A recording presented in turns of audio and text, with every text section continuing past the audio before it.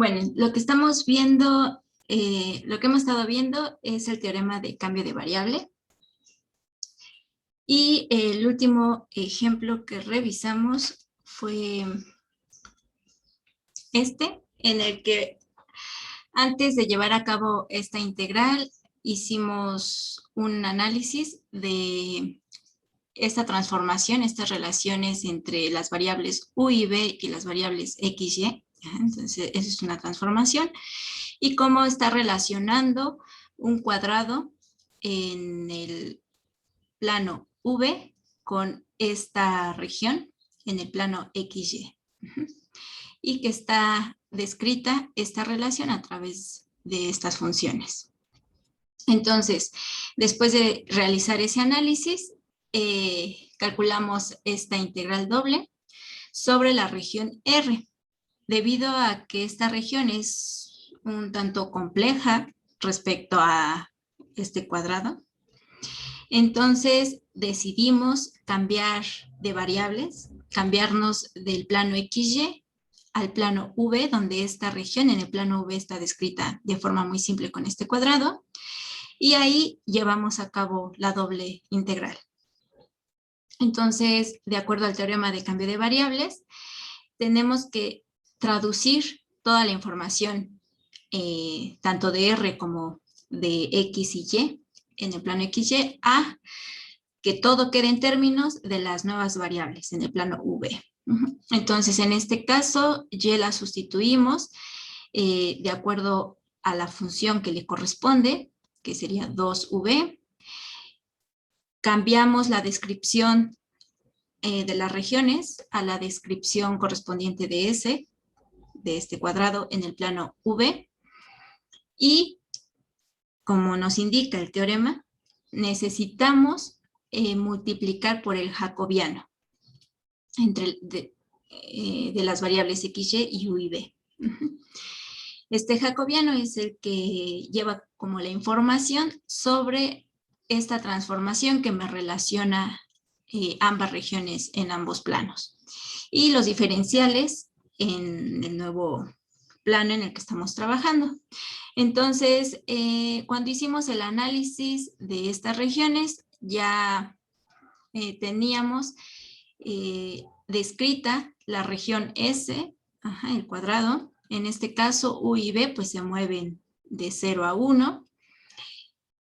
Y lo único que requerimos fue calcular el jacobiano.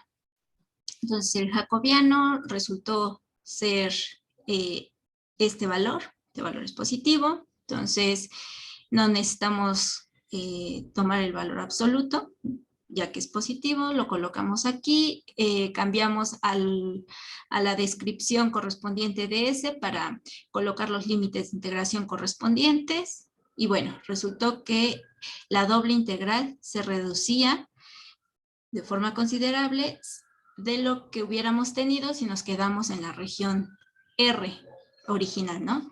Ya que tenemos que las ecuaciones que acotan de las curvas que acotan esta región, pues son mucho más complejas. Entonces, este cambio de variables permite hacer un cálculo más sencillo y bueno, ese es el fin de hacer un cambio de variables, ¿no? Describir la misma situación, pero a la hora de realizar los cálculos, pues estos sean lo más sencillo posible. Entonces, en este ejemplo en particular, bueno, ya teníamos de antemano cuál era la relación que nos llevaba de este cuadrado a esta región R o viceversa, ¿no? A través de su transformación inversa. Pero no siempre vamos a tener de antemano la transformación. Más bien ese es como el objetivo, lo que necesitamos encontrar, que es algo así como lo que hacíamos en la técnica de sustitución cuando decíamos, pues, ¿cómo U a quién voy a hacer igual? Si tengo un integrando de esta forma, pues voy a nombrar una nueva variable y que esa nueva variable sea parte de este integrando, ¿no? En este caso, por ejemplo, lo que haríamos sería que la variable U fuera lo que está dentro del radical. Entonces, esta sería como mi transformación, ¿no? La que me está llevando de la variable X a la variable U. O bien podemos tener la inversa, que me llevaría de la variable U a la variable X. En este caso, estamos en el plano, por eso trabajamos con dos variables. Entonces, el objetivo muchas veces es encontrar esa transformación. Entonces, si tenemos un integrando como de esta forma, pues es un integrando ya de por sí complejo a la hora de integrar, porque tenemos el cociente en el que intervienen ambas variables, ¿no? Entonces, pues eso en el cálculo sí nos va a generar cierta complejidad y además, bueno, tenemos ciertos límites de integración correspondientes a la región. Pero bueno, la intención es la misma que como en este caso, reducir y integrando para que llevemos a cabo una integral mucho más sencilla. Entonces, en este caso, lo más natural sería reducir estas expresiones en el exponente de la exponencial, ¿no? Tanto el numerador como el denominador. Entonces, como algo natural, sería decir, pues que una de las variables sea el numerador y otra de las variables sea el denominador, ¿no? Y eso ya me reduciría la expresión de todo este cociente. Entonces, bueno, vamos a ver qué tal si definimos la transformación U igual a X más Y, B igual a X menos Y. Entonces, estamos definiendo una transformación que va del plano XY al plano V. Ahora, si nos fijamos en el enunciado del teorema de cambio de variables, la transformación que ahí se tiene, que mencionan, es una transformación que va más bien del plano V al plano XY, es decir, de un plano en el que vamos a querer trabajar, pero que conocemos la región en el plano XY. Entonces, definiendo de esta manera, en donde vamos del plano XY al plano V, en términos del teorema de cambio de variables, lo que estamos ahí definiendo es como la transformación inversa. Pero a partir de esta transformación podemos tener también la transformación que va del V al plano XY. Algebraicamente eso se hace despejando X y Y en estas relaciones, ¿no? Y poner X y Y en términos de U y V. Y así ya tendríamos como explícitamente cuál es la transformación que me lleva del plano V al plano XY. Entonces, defino de esta forma mis nuevas variables U y V y digo, bueno, como estamos de acuerdo a estas relaciones, como esto va del plano XY al plano V, pues eso en términos del teorema de cambio de variable, pues sería como la transformación inversa. Entonces, seguramente voy a necesitar la transformación directa. Entonces, vamos a encontrar las expresiones de X y Y en términos de U y V. Entonces, trabajo simultáneamente con estas ecuaciones y es como un sistemita de ecuaciones y voy a poner despejar X y despejar Y. Entonces, si sumo estas dos ecuaciones, tengo que U más B es igual a 2X. Y de aquí puedo despejar X y tengo que X en términos de U y B es 1/2 de U más B. Si en lugar de sumar resto, tengo que U menos B es igual a esto, las X se van y tengo Y menos Y, 2Y, despejo Y ya tengo la relación de Y en términos de U y B, es 1/2 de U menos B. Entonces, justamente esta función y esta función es la transformación que me lleva de UV a XY, es decir, la transformación como directa. Bueno, entonces, ya con esta transformación reducimos el integrando. Ahora, ¿cómo es la región descrita en el plano V asociada con esta transformación a la región R? La región R me están diciendo que es una región trapezoidal con vértices estos, ¿no? Los graficamos y pues resulta que es esta región. Entonces vamos a ver, de acuerdo a estas reglas de correspondencia, en el plano V, cuál sería la región con la que tendríamos que trabajar. Y lo que queremos es describir tanto las cotas, el intervalo donde se mueve U y V para tener los límites de integración que vamos a usar en la doble integral sobre la región en el plano V. Entonces, hacemos un análisis como el que hicimos en su momento entre estas dos regiones. Entonces, aquí tenemos que esta región está acotada como por 4 segmentos de recta, entonces vamos a analizar cada segmento de recta. Entonces me fijo en S1.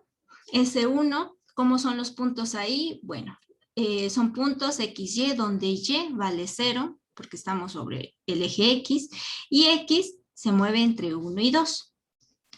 Entonces, esta condición en los puntos me reduce las expresiones de las funciones en la transformación.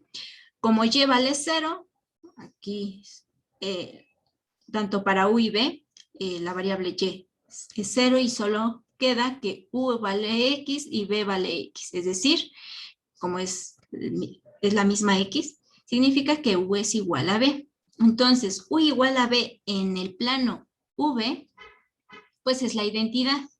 Ahora, no vamos a considerar toda la identidad, solo vamos a considerar la porción correspondiente a este segmento. Este segmento es X de 1 a 2. Entonces, si X se mueve de 1 a 2, tanto U como B se mueven de 1 a 2. Entonces, sobre la identidad, solo nos vamos a fijar en la parte que va de 1 a 2. O bien, podemos ver bajo la transformación inversa a dónde va el punto 1, 0 y a dónde va el punto 2, 0. Entonces, el punto 1, 0, bajo la transformación inversa es X más Y, 1 más 0, 1, y X menos Y, 1 menos 0, 1. Entonces, bajo la transformación inversa, el punto 1, 0 va al punto 1, 1. Y bajo la transformación inversa, el punto 2, 0 va a ir al punto 2, 2. Entonces, este segmento de recta en R le corresponde este segmento de recta en S, que es la región asociada en el plano V. Ahora nos fijamos en el segmento S2. Este es el segmento S2. Este tiene ecuación X menos Y igual a 2, pues porque es la recta como la identidad, solo que bajada 2 unidades, es una recta con pendiente 1 y que pasa por menos 2, ¿no? Entonces, la ecuación sería Y igual a 2 menos X. Si paso la X del otro lado de la igualdad, pues tengo X menos Y igual a 2. Entonces, no voy a considerar toda la recta, ¿verdad? Solo va del punto 2, 0 al punto 0 menos 2. Entonces, a partir de la ecuación de la recta X menos Y igual a 2, despejamos una de las variables, en este caso despejé X, y tengo que X es igual a 2 más Y.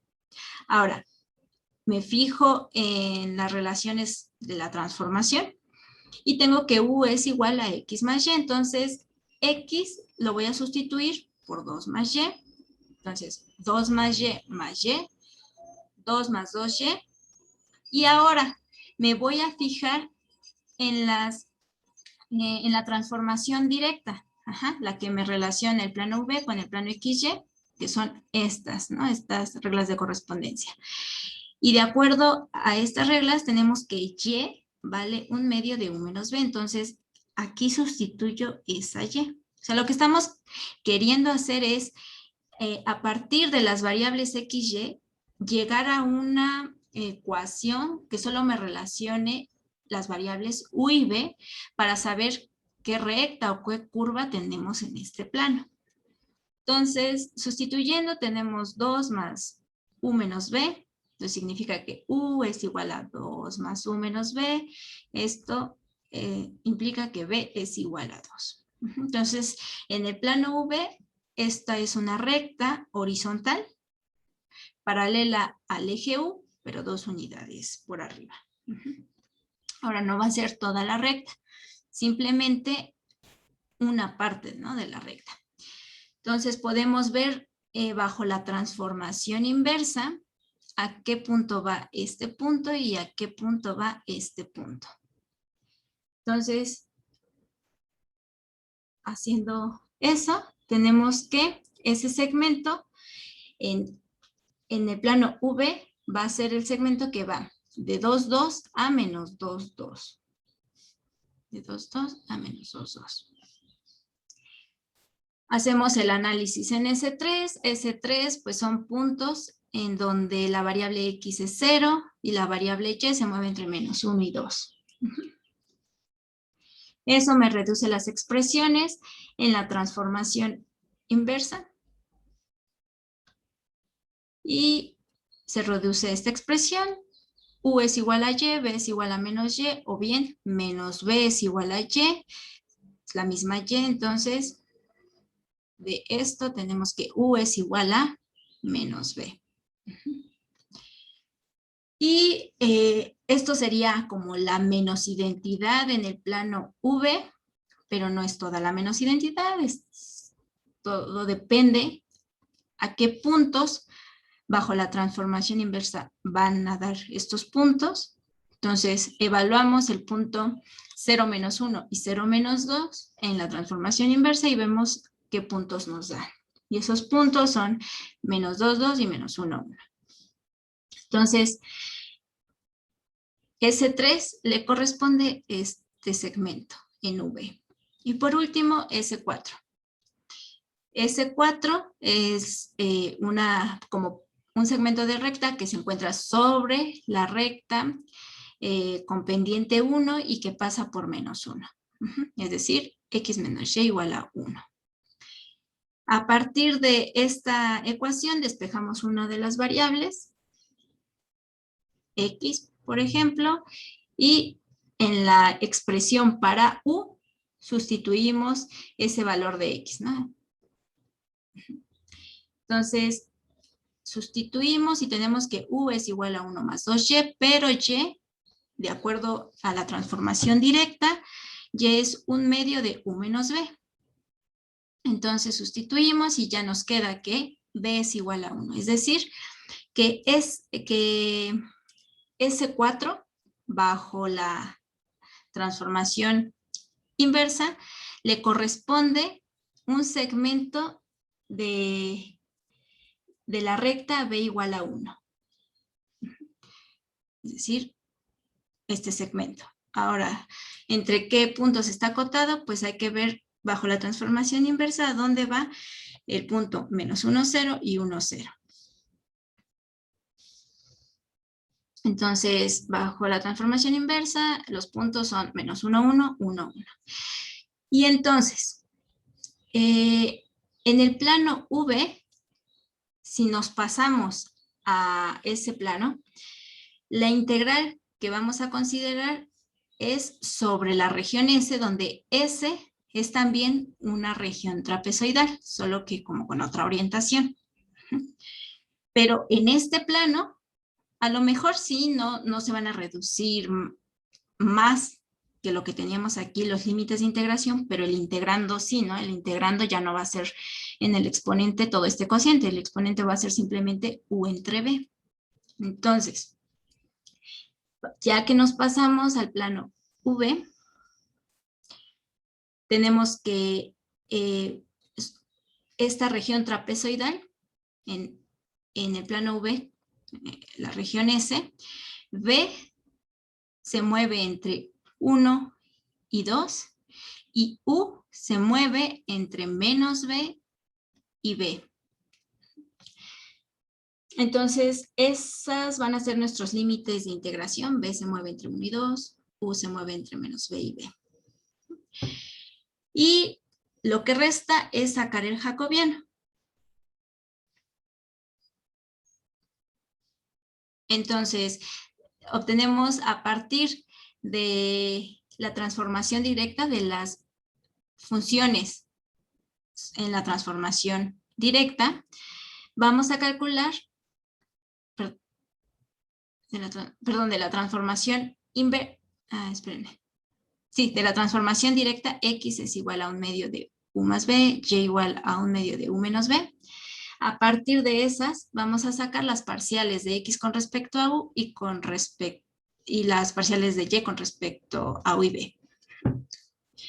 Entonces, eso nos da simplemente estas constantes y sacamos el determinante de esto y necesitamos el valor absoluto del jacobiano. Entonces, el determinante sería menos un cuarto menos este producto, que también es un cuarto, menos un cuarto es menos un medio. Como es negativo, tomamos el valor absoluto. Y ese resultado lo metemos en el integrando. Entonces, esta integral sobre la región R de esta función en el plano V corresponde a la región S, cuyos límites en U y B pues son estos. El exponente de E ahora sería U entre B. Multiplicamos por el valor absoluto del jacobiano, que es un medio, y los diferenciales en U y B. Entonces, la expresión en el integrando pues es mucho más sencilla de lo que teníamos. Y lo que aplicamos fue el teorema de cambio de variable. Hicimos un cambio de variable. ¿Dudas?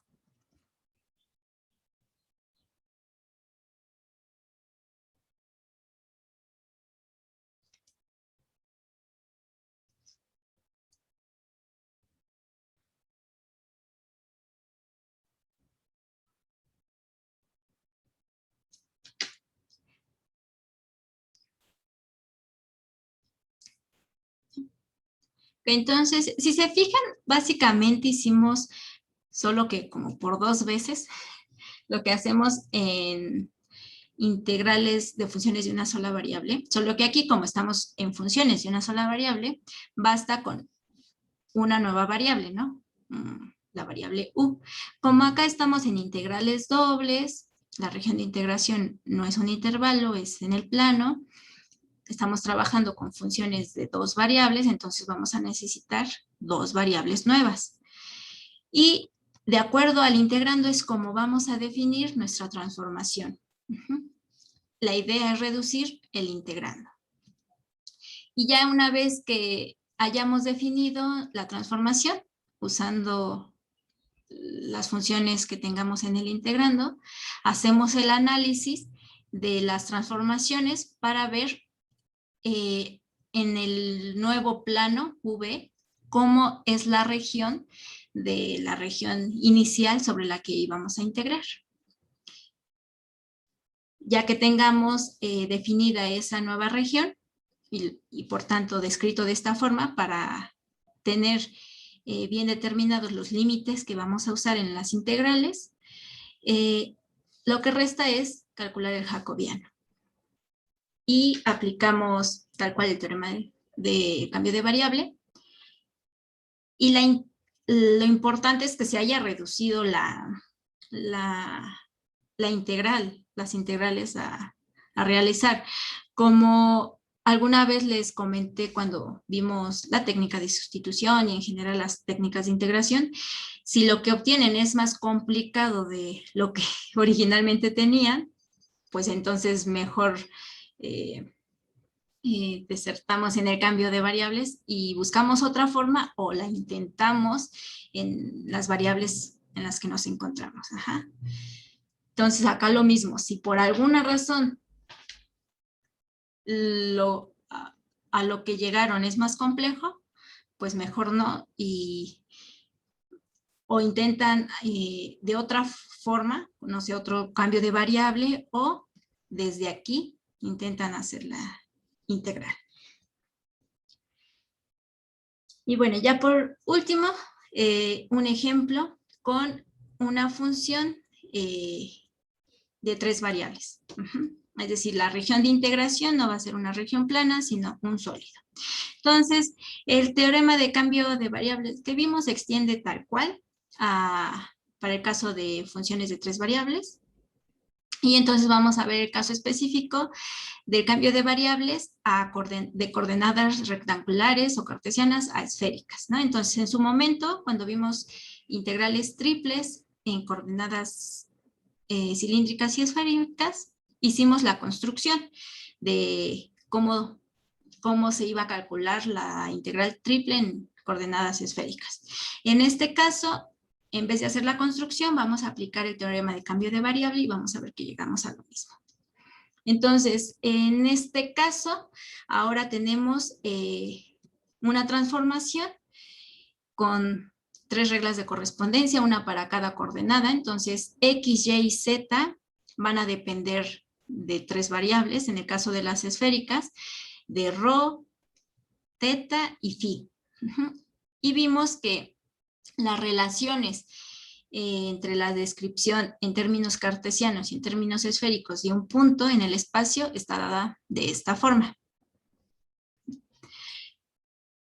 Entonces, si queremos hacer un cambio de variables de coordenadas rectangulares a coordenadas esféricas, usando el teorema de cambio de variable, tenemos que describir en la función del integrando cada una de las variables en sus términos esféricos, ¿no? Entonces, todo lo que tenga X o donde aparezca Y o donde aparezca Z, tenemos que sustituir por esto, por estas expresiones.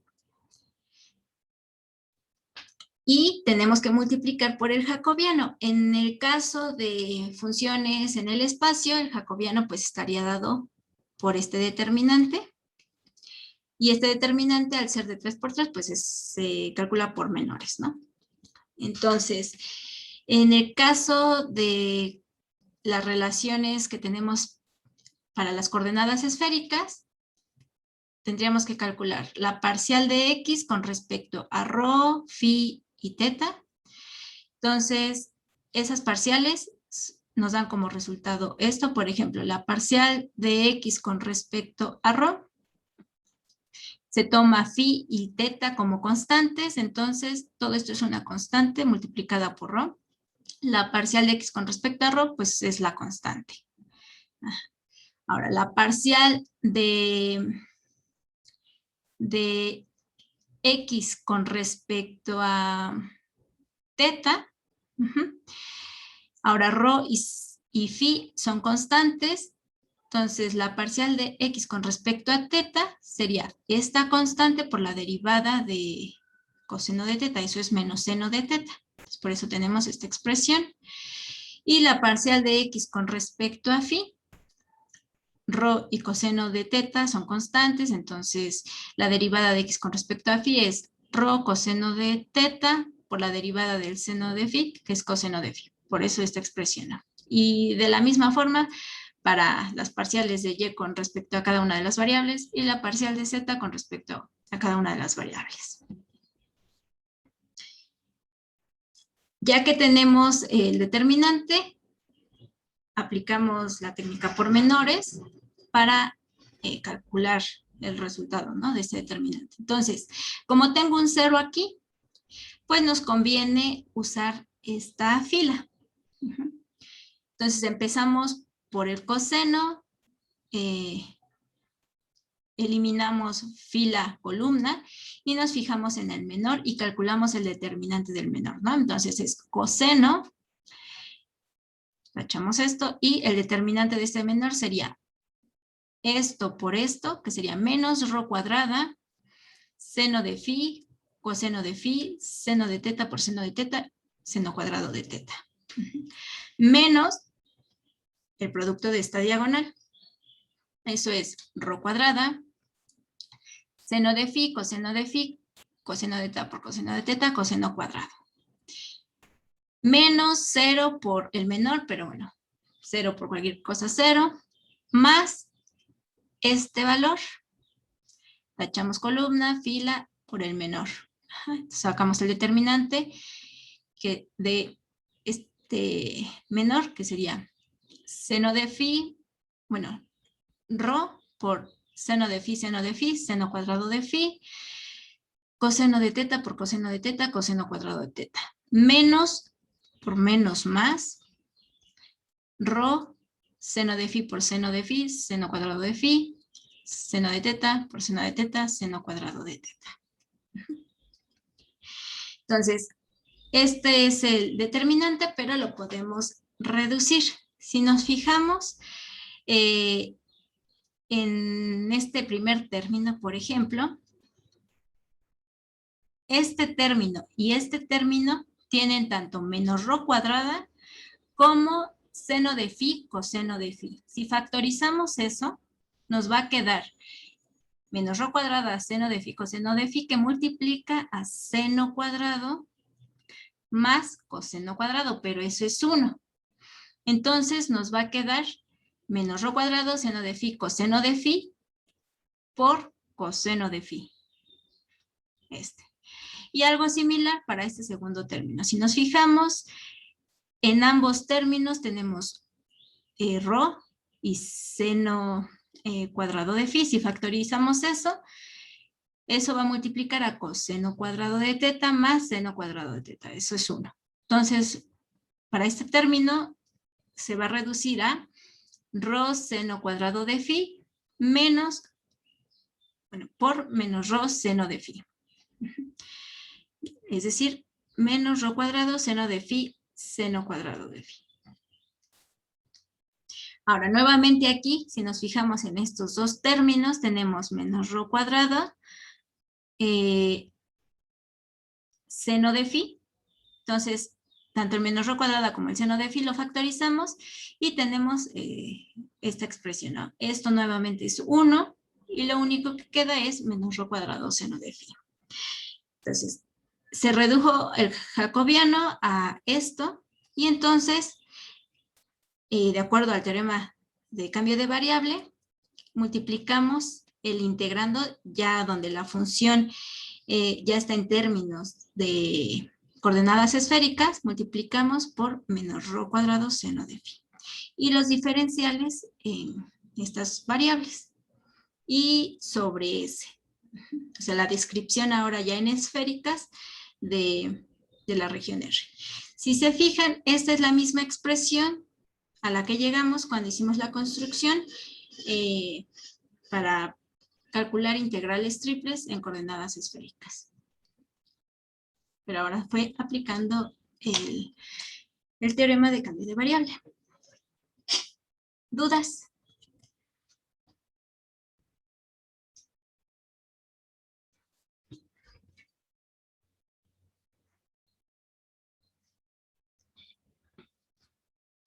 ¿Dudas? ¿Me siguieron? ¿Se atoraron en algún punto?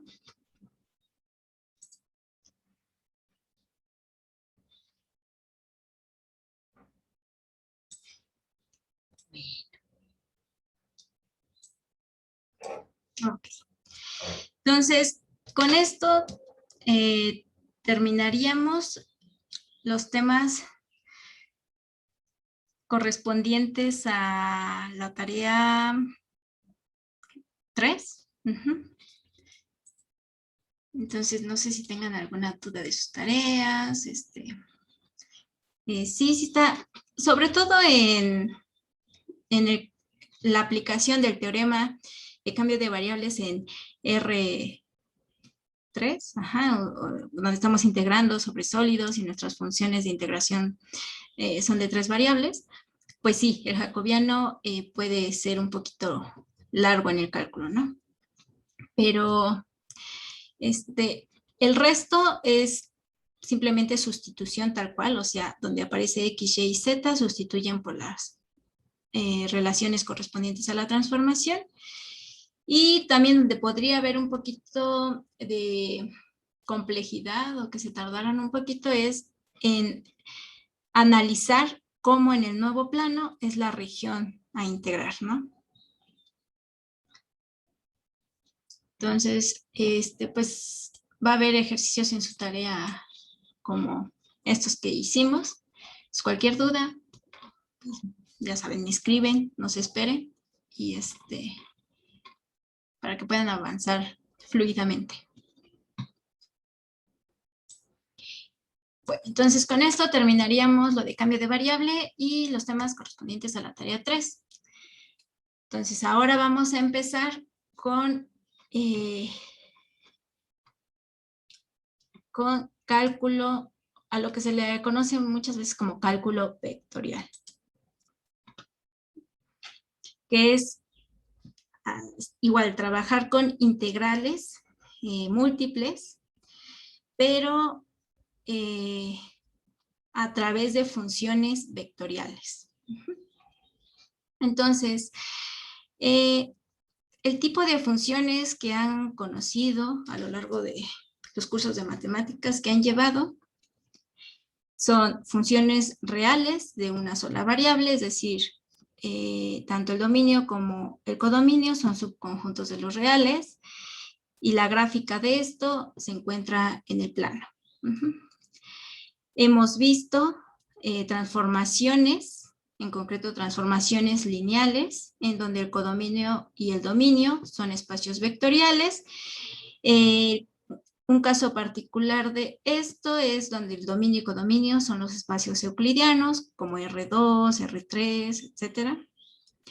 Pero en el caso de las transformaciones lineales, las funciones que relacionan las variables x, y con las variables u y b, es decir, las relaciones que existen entre los puntos descritos en uno de los planos respecto a los puntos en el otro plano, esas funciones son lineales. Pero ahora con lo que hemos visto en la construcción del teorema de cambio de variable y eso, vimos transformaciones más generales, donde estas funciones no necesariamente eran lineales, ¿no? Teníamos como en el ejemplo,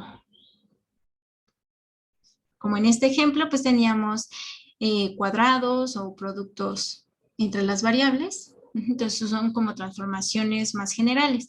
En este caso, por ejemplo, aquí sí tenemos una transformación que además es una transformación lineal, porque tanto el coeficiente de y y x son productos por escalar, ¿no? Y los exponentes de x y y es el exponente 1. Entonces, bueno, hemos visto transformaciones lineales, transformaciones más generales. En este caso, fueron transformaciones en R2, para el caso general. En Mate 2 también vimos funciones vectoriales, que en este caso pasábamos de un parámetro, un valor escalar, bajo la función, lo que nos devolvía era un vector o una eneada. Entonces, en este caso, teníamos las curvas paramétricas o funciones paramétricas y vimos el caso de curvas planas y curvas en el espacio. Y por último, vimos en Mate 2 funciones de varias variables, que es como invertir este orden entre dominio y codominio, ¿no? En este caso, estamos trabajando a partir de una eneada y el resultado es un escalar. Entonces, si este dominio es R, estamos en el caso particular de funciones reales, donde la gráfica vive en R2. Si estamos en un dominio del plano, es decir, R2, entonces estamos trabajando con una función de dos variables, cuya gráfica vive en R3. Y si mi dominio es R3, nuestro dominio es un sólido, es un subconjunto de R3, ya no podemos visualizar la gráfica, ¿no? Eso viviría en R4 y bueno, así sucesivamente a medida que la dimensión del dominio aumenta. Entonces, vamos ahora a ver como una combinación entre funciones vectoriales y funciones de varias variables. Y usando una combinación de esas dos vamos a definir una nueva función que le vamos a llamar campo vectorial. Entonces, antes de definirlo, vamos a ver cómo se describen ciertas cuestiones de aplicación y cómo la descripción de eso se hace a través de campos vectoriales. Entonces, en el libro les dan estos mapas pues son mapas de flechas, de vectores, y entonces les dicen, bueno, este mapa, las flechitas son velocidad de viento. Entonces, dependiendo en qué punto geográfico nos encontremos, pues vamos a tener una magnitud del viento, una rapidez del viento y una orientación. Si estás parado aquí, pues tiene cierta magnitud y el viento está con orientación al oeste, perdón, al este. Si estás acá, al noreste, y bueno, dependiendo de dónde te encuentres, la magnitud, que es como el tamaño de la flechita, va a ser más o menos pequeño. Mientras más grande la flecha, pues significa que el viento va a una mayor rapidez. Mientras más chiquita, pues es mucho menor su rapidez. En este gráfico es algo similar, pero en este caso las flechitas se encuentran sobre corrientes en el océano. Entonces, en lugar de viento tenemos la orientación y magnitud de las corrientes marinas. Entonces, dependiendo en qué punto nos encontremos, pues vamos a tener cierta rapidez y orientación de la corriente marina. Entonces, otros ejemplos que a lo mejor ustedes han visto, o con el que están familiarizados, es con mapas de este estilo. No sé si los que están aquí ahorita conozcan la aplicación de Windy, que es pues, una aplicación de pronóstico. Entonces, justamente lo que nos están dando, entre lo que nos da esta aplicación, se encuentran campos vectoriales de velocidad de viento, corrientes marinas y bueno, también temperatura y eso, pero algunas de esas variables no son vectoriales, algunas son escalares. En el caso de velocidad de viento, velocidad de corrientes marinas, pues eso sí es un ente vectorial. Entonces, si nosotros pedimos ver el mapa de viento, vemos algo así. Si queremos el de corrientes marinas, se ve así. Entonces, justamente estas líneas blancas son como las flechitas. En este caso particular, las flechitas tienen distinta orientación dependiendo en qué punto nos encontremos, aunque el tamaño como que es el mismo. La razón de esto es para una visualización más agradable, ¿no? Y no se vea como muy lleno de flechas, unas sobre otras. Está como normalizado el campo vectorial. Las flechitas todas tienen el mismo tamaño, pero usan una gama de colores para identificar dónde tenemos o dónde deberíamos pensar que las flechitas tienen mayor tamaño o menor tamaño. Y lo mismo para las corrientes marinas. Entonces, a ver, me voy a ir a la aplicación. Espérenme.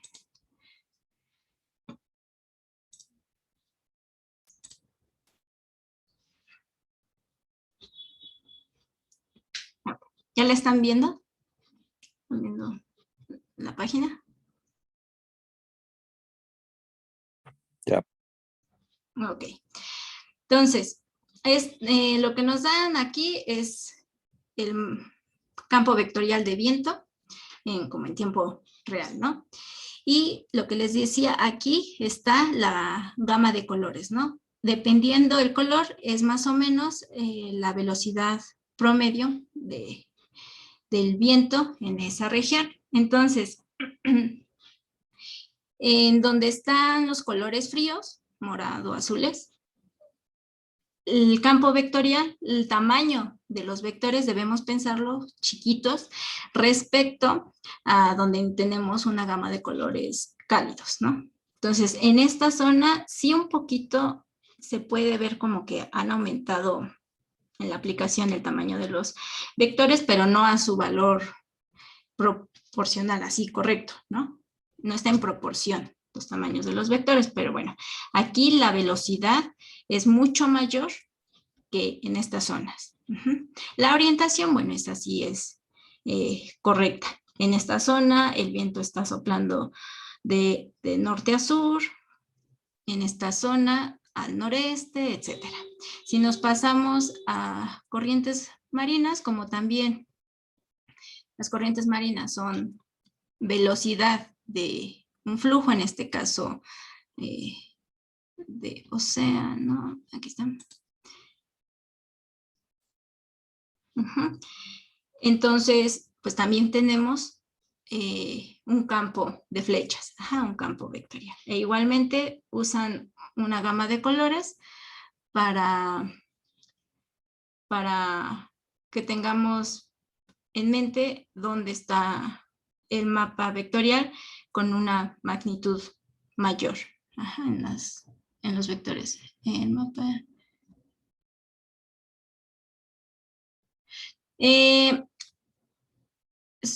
Si estamos eligiendo corrientes marinas o viento, es un solo campo vectorial, solo uno. Entonces, en este caso, vamos a tener una función específica que a la hora de graficarla nos da como resultado este mapa, todas estas flechitas, Vamos a tener otra función diferente que cuando lo graficamos, nos da este mapa. Entonces, cada mapa está descrito por una función diferente. Bueno, entonces, aquellos que ya habían visto alguna ocasión esta aplicación de Windy o parecidas, hay muchas de ese estilo, sobre todo correspondientes a cuestiones de pronóstico, pues ya alguna vez entonces vieron campos vectoriales. O sea, ya están familiarizados con ellos, a lo mejor no en su representación algebraica, pero visualmente, pues ya tienen idea de con lo que vamos a trabajar ahora. Entonces, la intención ahorita es cómo se puede describir matemáticamente esto, ¿no? Estos vectores a través de una sola función. Entonces, si estamos en el plano, como en los ejemplos anteriores, vamos a tener una región o un subconjunto de red 2, una región plana, y se va a definir como campo vectorial una función f que asigna a cada punto en esa región en esa región plana, un vector. Como estamos en R2, ese vector va a tener dos componentes.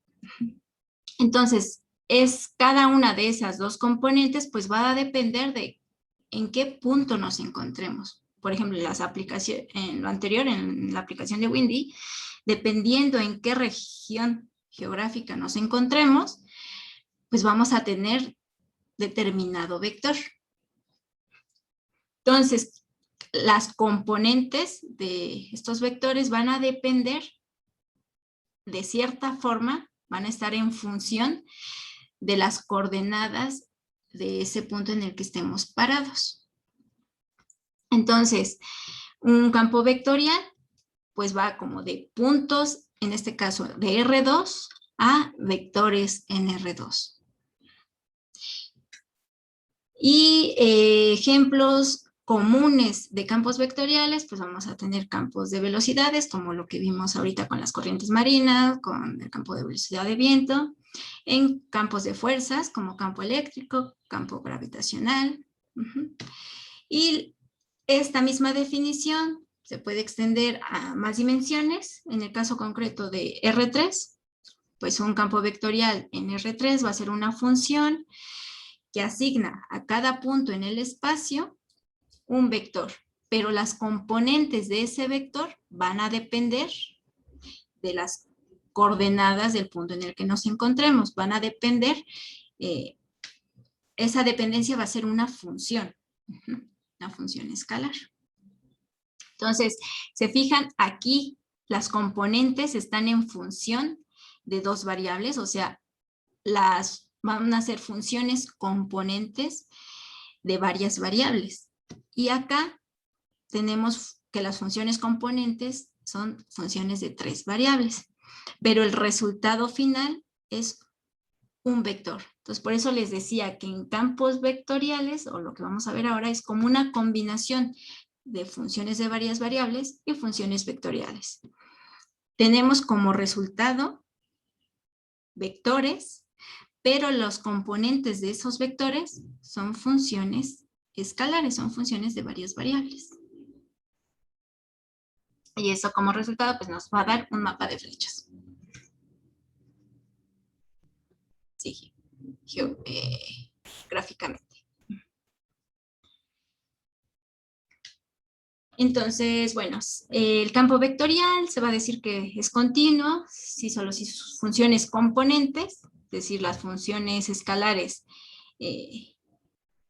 P, Q, R, son continuas. Y podemos hacer más sencilla la notación de estas expresiones. Por ejemplo, esto está en términos de componente, en términos de canónicos, se vería así, pero si ya sabemos que P y Q son funciones, van a ser funciones de dos variables porque estamos en el plano, ya podemos como que omitir el hecho explícito de que son funciones de dos variables y solo poner PQ, PI, QJ. Igual para el caso en el espacio, esta expresión se puede reducir a esto. Pero aún así podemos reducirlo un poquito más. Si identificamos el punto en el que nos vamos a parar y calcular el vector resultante, si identificamos ese punto X, Y, Z con su vector posición, entonces el evaluar el campo vectorial en un punto, o bien en ese vector posición asociado a ese punto, se puede como notación visualizar de esta forma. Y esto significaría exactamente esto.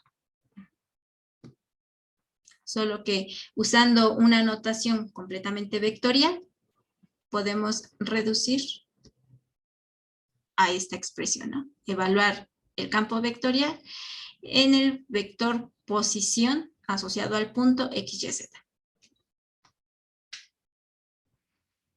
Bueno, entonces, ¿cómo a partir de una función vectorial, de un campo vectorial podemos obtener el mapa de vectores? ¿Cómo los podemos graficar? Entonces, cuando vimos que eran funciones vectoriales, en Mate 2, funciones vectoriales de esta forma, una forma de graficar la curva plana o curva en el espacio era tabulando, ¿no? Lo que hacíamos era tomar muchos valores diferentes de t y calcular el vector correspondiente, ¿no? Y lo que graficábamos a lo mejor no era el vector en sí, sino nos fijábamos en el punto al que llega la flecha de este vector posición y luego uníamos todos esos puntos y pues eso era una curva ya sea plana o en el espacio. Entonces acá podemos proceder así. Tenemos ahora en lugar de un parámetro son como dos parámetros, son dos variables x, y por cada punto pues vamos a tener un vector resultante que empieza en ese punto en el que estamos parados. Entonces podemos hacer una graficación del campo vectorial a través de tabular varios puntos, ¿no? Entonces, por ejemplo, si tabulamos estos puntos, metemos el punto 1, 0 en la función de campo vectorial, el resultado va a ser la componente horizontal del vector resultante va a ser menos y, pero y es 0, entonces va a ser 0i, o sea, la componente horizontal es 0, y la componente vertical del vector resultante es el valor de x. ¿Cuál es el valor de x? 1. Entonces, si me paro en el punto 1, 0, aquí, y grafico el vector 0, 1, es un vector sin componente horizontal, es decir, solo componente vertical, va a ser un vector ascendente, y la componente vertical es una unidad, ¿no? O sea, si saco la norma de este vector, pues mide 1. Entonces va a ser este.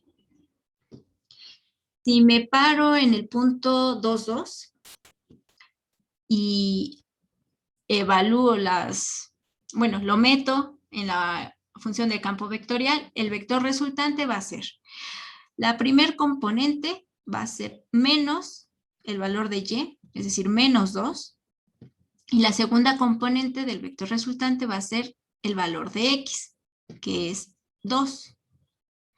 Entonces, cuando estoy parada en el punto 2, 2, el vector resultante que debo graficar es aquel que tiene componente horizontal menos 2, componente vertical 2.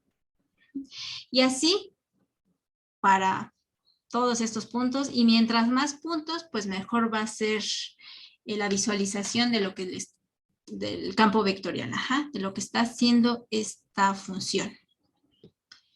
Entonces, pueden hacer en los ejercicios de la tarea 4, en el primer ejercicio, la tabulación. Y en el primer ejercicio de la tarea 4 les pide graficar el mapa vectorial, campo vectorial, y describir brevemente pues lo que ven.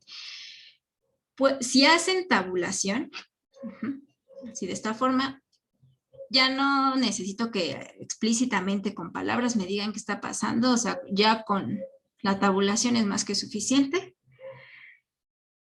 Pero hay otras formas de graficar esto sin necesidad de tabular tantos puntos. En ese caso, sí requiero que pues se expliquen un poquito más qué es lo que están visualizando o cómo es que están llevando el análisis. Entonces, otra forma es la que sigue, como por sectores. Me voy a agarrar de jalón todo un conjunto de puntos y los voy a meter en la función y voy a ver en general cómo debe ser el vector resultante. Y así como en un solo momento graficar un montón de vectores. Entonces, por ejemplo, si me fijo en todos los puntos del eje X y los meto en la función del campo vectorial, ¿cómo son los vectores resultantes? Es decir, si estoy parada en cualquier punto sobre el eje X, ¿cómo debo graficar el vector? Entonces, ¿cómo son los puntos en el eje X? Pues son puntos donde la primera coordenada pues es cierto valor en X y la segunda coordenada es 0, ¿no? O sea, no hay coordenada en Y. Si estos puntos los meto en la función del campo vectorial, el vector resultante es la primera componente es 0, la segunda componente es el valor de X. Entonces, en general, son vectores de esta forma. Dependiendo del valor de X, pues van a ser vectores ascendentes o descendentes, pero siempre van a ser vectores verticales, porque no hay componente horizontal. ¿Cuándo son verticales y cuándo son cuándo son ascendentes y cuándo son descendentes. Si estoy en la parte positiva del eje X, pues esta componente es positiva, entonces son vectores ascendentes. Entonces, no importa dónde esté parada, en la parte positiva del eje X, siempre voy a graficar vectores verticales ascendentes. Y mientras más alejados del origen nos encontremos, pues van a ser vectores cada vez más grandes. Si estoy del lado negativo del eje X, este valor es negativo, entonces van a ser vectores descendentes. De igual forma, mientras más alejados del origen nos encontremos, pues van a ser vectores cada vez más grandes, pero descendentes. Y entonces, de esa forma, ya he analizado todo un conjunto de puntos, ¿no? Al menos todos los que están en el eje X. Puedo hacer lo mismo para el eje Y. En el eje Y los puntos son de la forma 0Y. Si estos puntos los meto sobre el campo vectorial, los vectores resultantes son: la primera componente va a ser menos Y y la segunda componente, el valor de X, es 0. Entonces, en general van a ser vectores horizontales. Pero ahora la pregunta es, ¿cuándo los grafico a la derecha y cuándo a la izquierda? Bueno, si yo estoy por arriba del eje X, es decir, cuando Y es positivo, este valor es negativo por este menos. Entonces la componente horizontal es negativa. Entonces todos los vectores asociados a los puntos en la parte positiva del eje Y los tengo que graficar horizontales a la izquierda. Y mientras más alejados del origen, van a ser más grandes.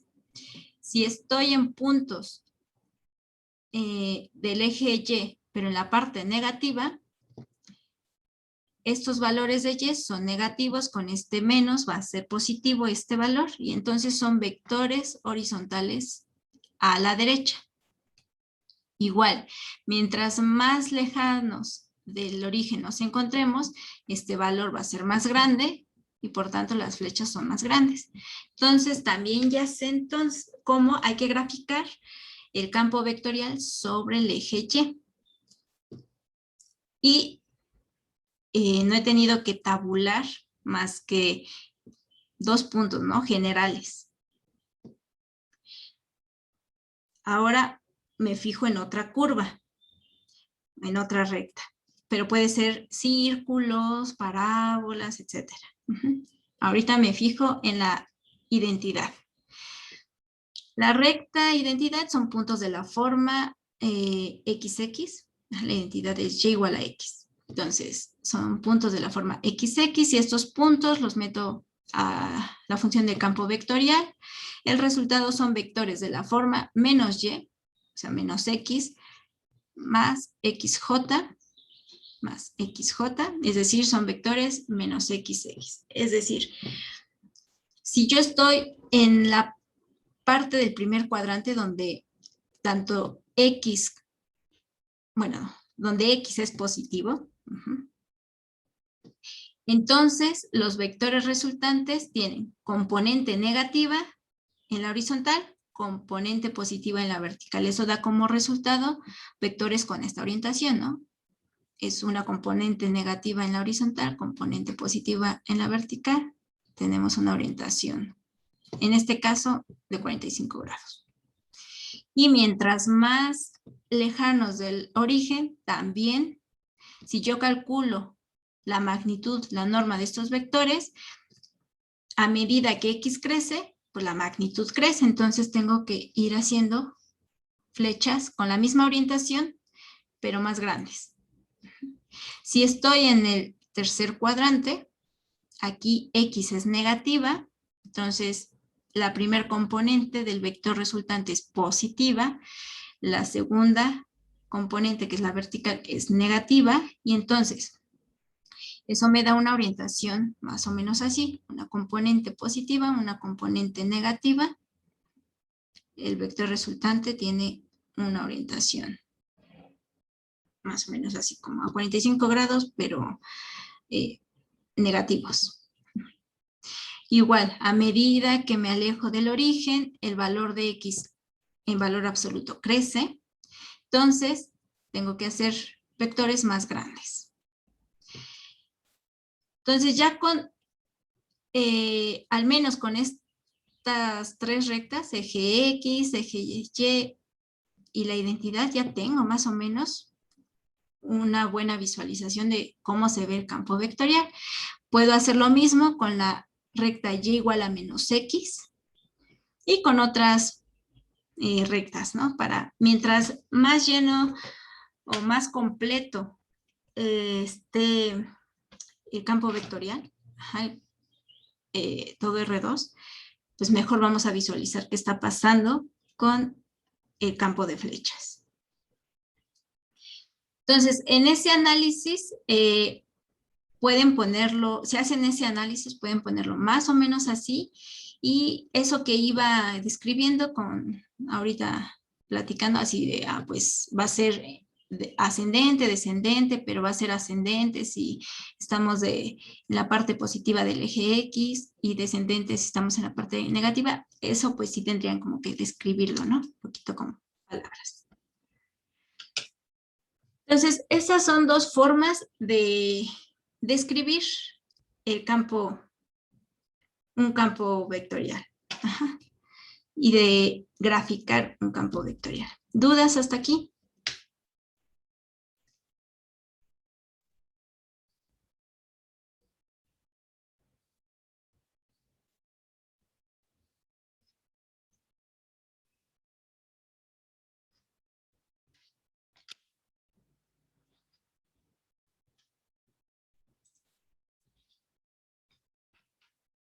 Ok.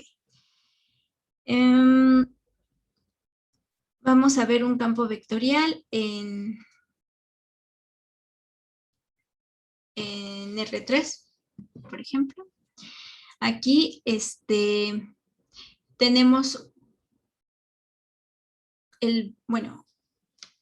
cualquier punto en el espacio, un punto X, Y, Z, bajo la función de campo vectorial nos da como vector resultante el vector ZK. En suma de canónicos, esta expresión es lo mismo que esta expresión, ¿no? 0i más 0j más ZK. Y en términos de componentes, sería 00z. Entonces, no importa en qué punto nos encontremos, la componente horizontal en X y la componente horizontal en Y no existen nunca. Solo tenemos componente vertical. Entonces, en el punto donde se encuentren, siempre van a tener que dibujar un vector hacia arriba o hacia abajo. Entonces, lo único que hay que analizar es cuándo graficamos los vectores hacia arriba y cuándo hacia abajo, pero ya sabemos que siempre van a ser verticales. Entonces, si estamos por arriba del piso, por arriba del plano XY, el valor de Z es positivo. Entonces, esta componente es positiva. Entonces, arriba del plano XY, los vectores apuntan hacia arriba. Si estamos abajo del plano XY, el valor de Z en los puntos XYZ va a ser negativo. Y entonces, el vector resultante, esa tercer componente, va a ser también negativo. Entonces, van a apuntar hacia abajo. Entonces, todo el campo vectorial se vería así. Son vectores verticales si estamos arriba del plano XY, hacia arriba, si estamos debajo del plano XY, hacia abajo. Y a medida que nos alejemos del piso, del plano XY, tenemos que graficar los vectores con mayor tamaño, porque esta componente pues va a ser más grande a medida que nos alejemos de cero.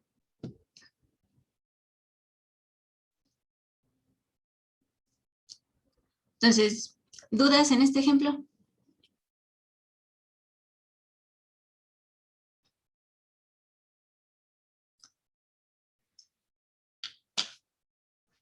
Bueno, ahora cuando vimos funciones de varias variables, ¿se acuerdan que vimos el vector gradiente?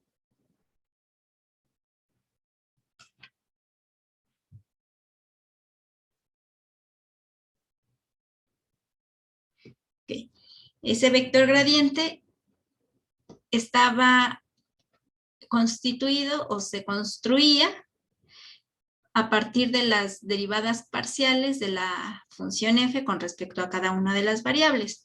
Si estoy trabajando con una función de dos variables, el vector gradiente es un vector donde la primer componente es la derivada, la parcial de f con respecto a x, la segunda componente es la parcial de f con respecto a y. Si estamos trabajando con una función de tres variables, entonces el vector gradiente tiene tres componentes, porque tenemos tres derivadas parciales, una con respecto a x, una con respecto a y y una con respecto a z. Entonces, si nos fijamos en la expresión del vector gradiente, cada una de estas derivadas pues es una función de x, y y z, o en este caso de x y y.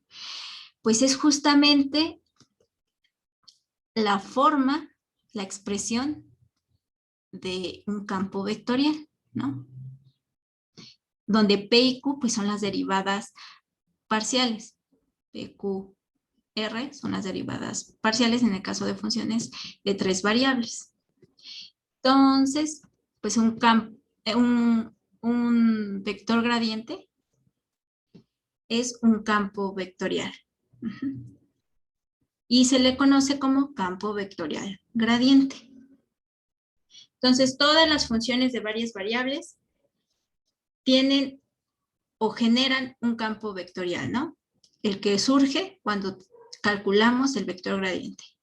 Y ese campo vectorial se conoce como campo vectorial gradiente. Ahora ya para terminar, ¿se acuerda qué nos decía el gradiente de una función? Por ejemplo, si yo grafico una función de dos variables, tengo una superficie. Si calculo en cierto punto el gradiente de la función, ¿qué estoy obteniendo? ¿Qué información me da el gradiente? ¿Se acuerdan?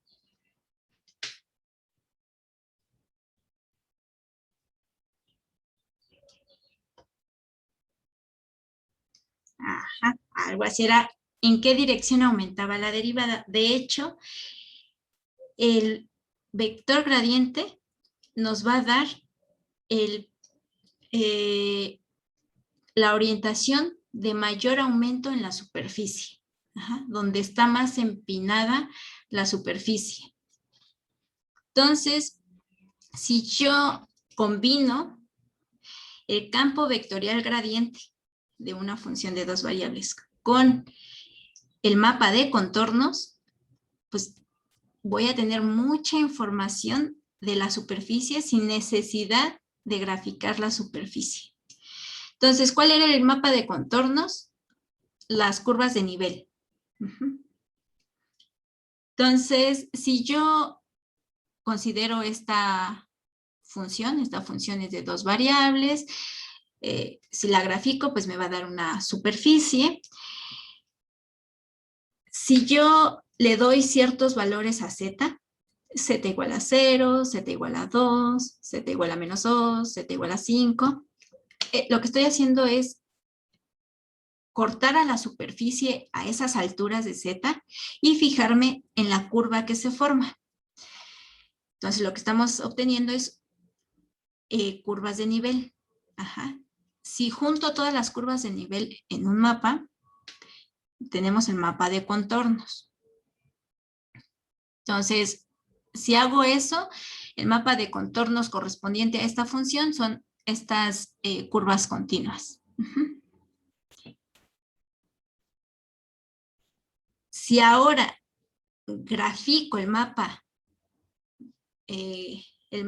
vectorial gradiente, es decir, calculo el vector gradiente, son las parciales de f con respecto a x con respecto a y, La parcial de f con respecto a x, esto es constante, se hace 0. La parcial de este término con respecto a x sería 2xy.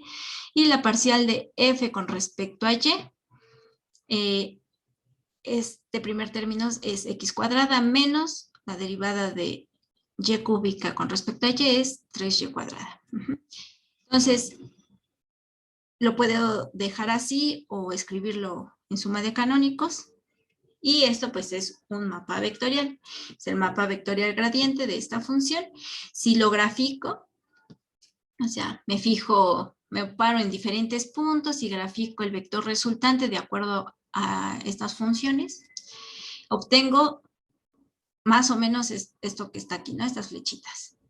Entonces, uniendo toda esa información, sin necesidad todavía de haber graficado la superficie, yo ya sé cómo se está comportando la superficie.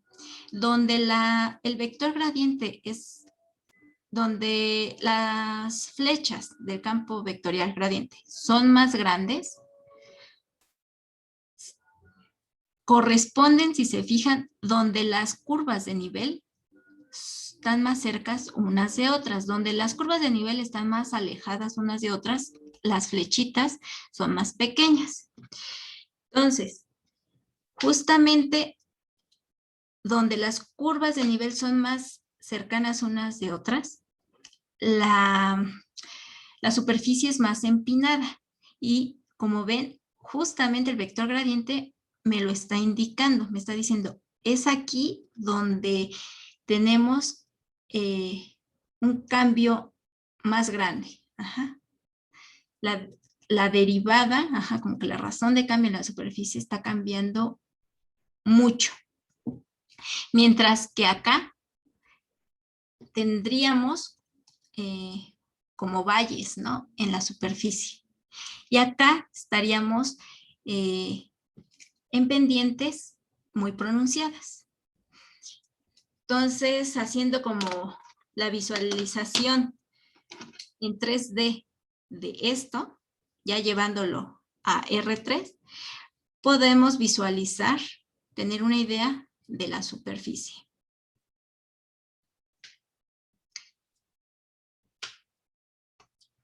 Bueno, entonces, ya para terminar y la próxima clase empezar justamente con estos términos, vamos a decir que un campo vectorial es conservativo si justamente es producto del vector gradiente de una función, de una función escalar. En este caso, por ejemplo, esta función de campo vectorial sería un campo vectorial conservativo porque proviene de sacar el gradiente de esta función. Cuando ocurre eso, de que este campo vectorial proviene del vector gradiente de una función, esa función escalar se le conoce como función potencial. Bueno, ya la próxima clase empezamos con estos términos de campo vectorial conservativo y función potencial. ¿Dudas? ¿Alguna duda que tengan?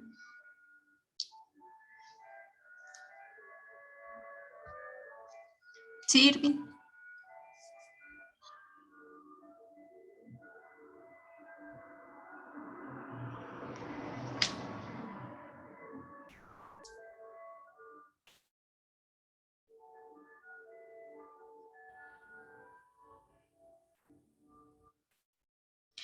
¿Cuándo es el límite para entregar todas las tareas? El 14 de agosto. Es decir, tienen casi un mes.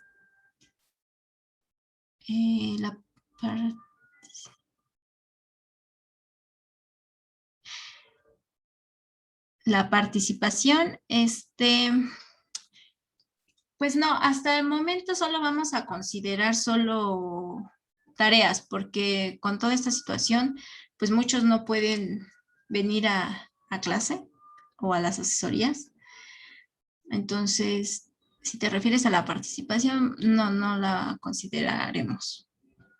Todo se va a centrar en las tareas.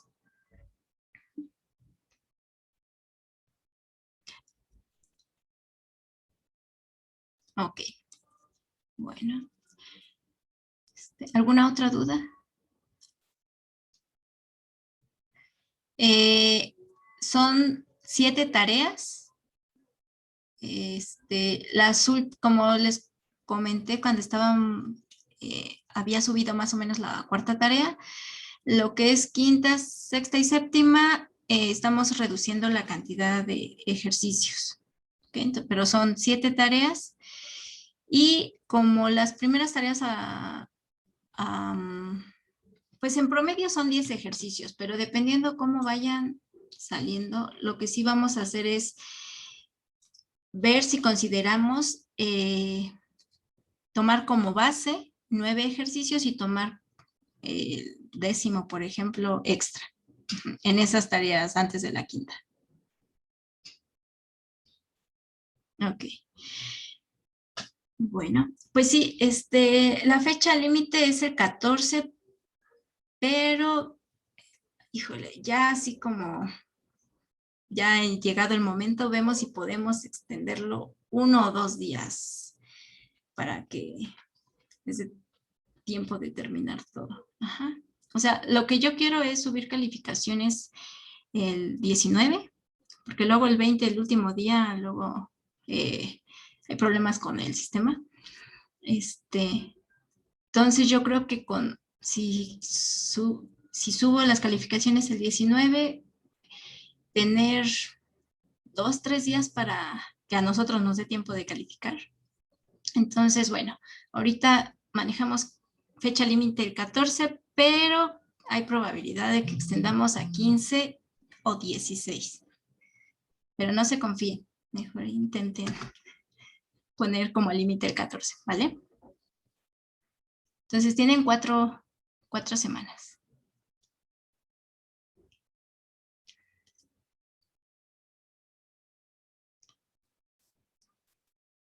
Ok, ¿alguna otra duda?